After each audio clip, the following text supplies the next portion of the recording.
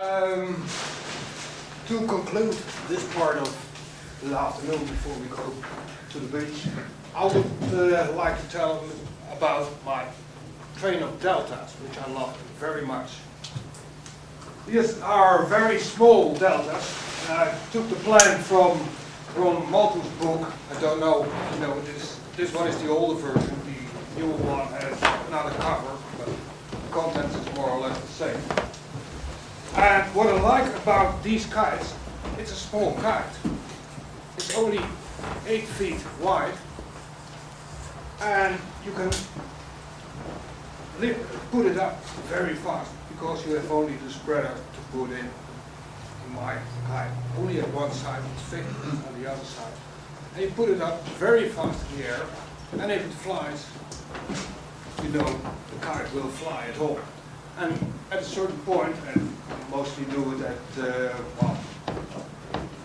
50, 60 feet, I attach the second one, and a third one, and a fourth one if necessary, but most of the time I get it up with only 3.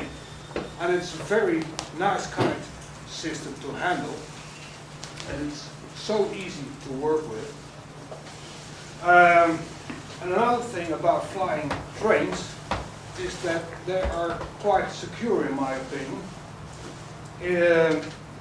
Sometimes there are difficult wind conditions that, depending on the height from the ground, the wind is changing, turning, and I've had several times within the train of 3 or 4 kites, one was upside down, the rest went on, and after a few minutes the wrong kite came back. It's amazing, and what's more, it's such fun to watch a train of kites fly. The sticks were too long to carry the kites with me to this place, but on our website you can see short video footage of me on Dutch television where I use this kite train. How do you pass the line Well, that's from one kite to the next? That's what's special about this Delta design. It has a twin keel, as it's called, a V-shaped keel, with a little slot in the center just underneath the spreader, where the line passes through. What I've done, each kite has its own piece of bridle line in it, about ½ meter long.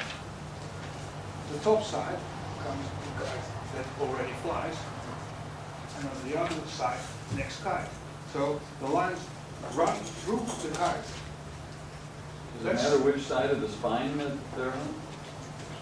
No, Or does it large set to the spine? not to the spine. Not to it. The spine is floating freely as on every Delta. But this is a slot so that it can move. Yeah. It's a slot about 4 inches long. So you're attaching them while one is in the air, you're attaching the second one? Yep. So you have different segments of line between. Yeah. Each kite, except for the last one, has its own piece of line about 20, 30, 40 feet long. Peter, I'm still not sure about this slot. It would line up then with the spine, correct? Yeah. So the line that There are goes 2 through, slots. there's 2 slots. Either side of the spine, and the bridle system of each kite is divided, that it passes either side of the spine. Okay. Oh, it's a dual. So it's a Y bridle going through? Well, a double line from underneath, and and the spine goes in between. You can do that with a Delta code, I guess, just go through the whole. Yeah. You know, Steve Eisenhower successfully did it with forget what make, I believe, Into the Wind's Delta conine is cut high enough so that you won't interfere with the upper part of the cell.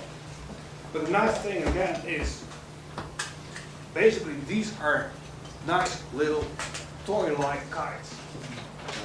And they are so easy and so safe to fly. With a kite like this, well, if the winds pick up, you're in trouble. Yes. You just mentioned to a DC as kites. train. It seems like that would work well if you could pass one of your two wheel ground level and something like that. Another question is, do you use trails on all three kites? On the deltas? Yes. No.